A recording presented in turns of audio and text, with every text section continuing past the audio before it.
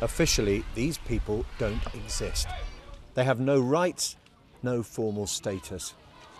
And every day, up to 100 more Rohingya refugees make the perilous journey from neighbouring Myanmar. Mustafa arrived just days ago.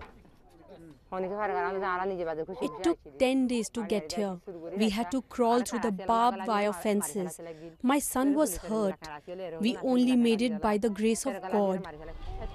Like most of the Rohingya refugees here, she says she had no choice but to leave Myanmar, where her family has lived for generations. The local people beat up my son and took our 2 cows and our goats. They demanded money and said they would kill us if we didn't pay. But we don't have any money. I thought we were going to die. They do have a little school here, but life is hard for the refugees. We have nothing. We live as scavengers, hand to mouth. We don't have any peace, just suffering. Johura Begum has been here for more than 2 decades. Her husband died a few years ago. She now looks after her elderly mother and young son alone. My family is hungry every morning. I have no choice but to go from village to village, begging for food and money. This morning I was given 1.5 kilos of rice. He's now in a Burmese jail? Yes. And what about your pictures? Who is this?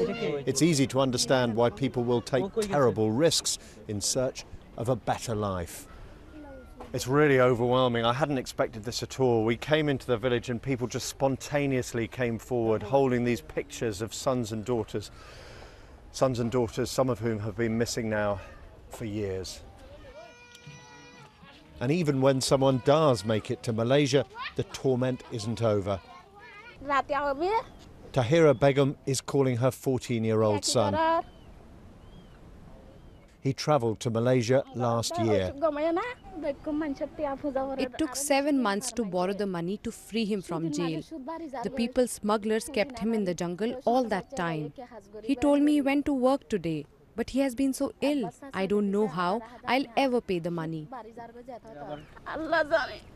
She misses her son terribly. What's more, instead of solving the family's money problems, having a son in Malaysia has just created a new one: debt. Justin Rolat, BBC News, southern Bangladesh.